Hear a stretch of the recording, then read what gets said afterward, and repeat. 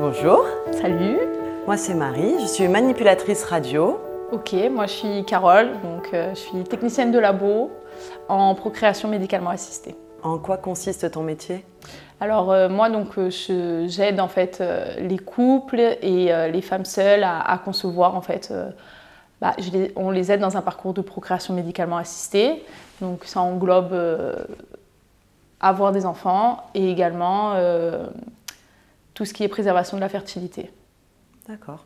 Et toi alors, en quoi ça consiste le métier de manip radio? Alors moi je suis manipulatrice radio et l'objectif de mon métier c'est de base de pouvoir faire des examens d'imagerie pour aider au diagnostic du patient. Et moi je suis actuellement dans le service de radiothérapie du professeur Padovani à la Timone et l'objectif c'est de traiter les patients qui sont atteints de cancer. Ok, qu'est-ce que tu as fait toi comme étude? Alors mon cursus c'est des études en 3 ans à une école qui s'appelle l'IFMEM à Marseille et on a des études en alternance où on alterne les stages et l'école. Et à l'issue de cette formation diplômante qui est un diplôme d'État, on choisit le service dans lequel on veut travailler et c'est ça qui va déterminer un petit peu la suite de notre carrière. Derrière, on a la possibilité d'être très mobile, de choisir un petit peu la spécialité dans laquelle on veut travailler, mais également de changer en cours de route, vu qu'on est formé à peu près tous les domaines. Ok. Et toi, quel est ton cursus? Alors moi j'ai un BTS donc de technicienne de laboratoire donc, que j'ai effectué sur Marseille. Et ensuite, donc c'est un peu pareil, nous c'est vrai que dans notre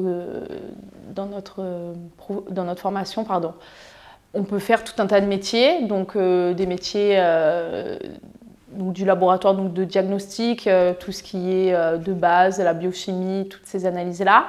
Et après, on peut être un peu plus spécifique, et notamment donc tout ce qui est procréation médicalement assistée, c'est quand même assez spécifique, avec des techniques très manuelles, on n'a pas d'automate, et on a la particularité aussi vraiment d'être auprès des couples et de les aider vraiment dans leur parcours.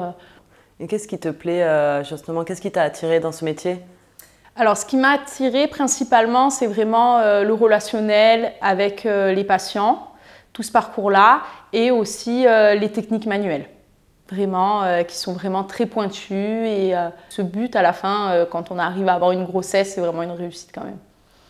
Et toi alors?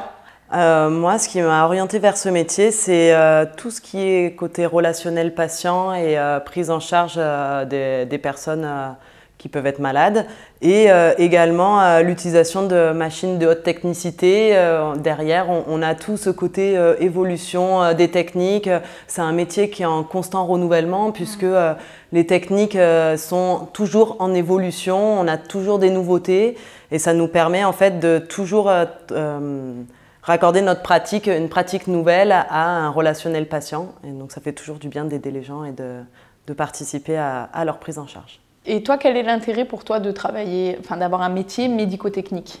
L'avantage d'avoir un métier médico-technique, c'est de pouvoir allier tout le côté soignant et relationnel patient qui était vraiment cher à mon cœur, mais également de travailler sur des machines en constante évolution.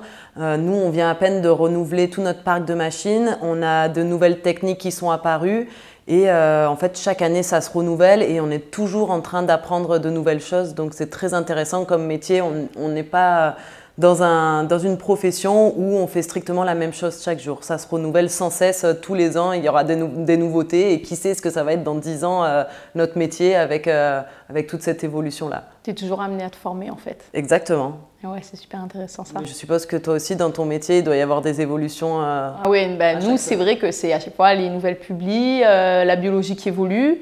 Ce qu'on apprend de nouveau et ça fait qu'on va avoir d'autres techniques. C'est vrai aussi, alors nous on n'a pas d'automate, mais on va s'apercevoir pour que les embryons évoluent d'une meilleure manière, il faut qu'ils soient dans telle ou telle condition. Voilà, c'est un sens critique sur son travail, se renseigner un peu de ce qui se fait ailleurs et évoluer sans cesse. Ça nous permet d'avoir un métier en constante évolution du coup.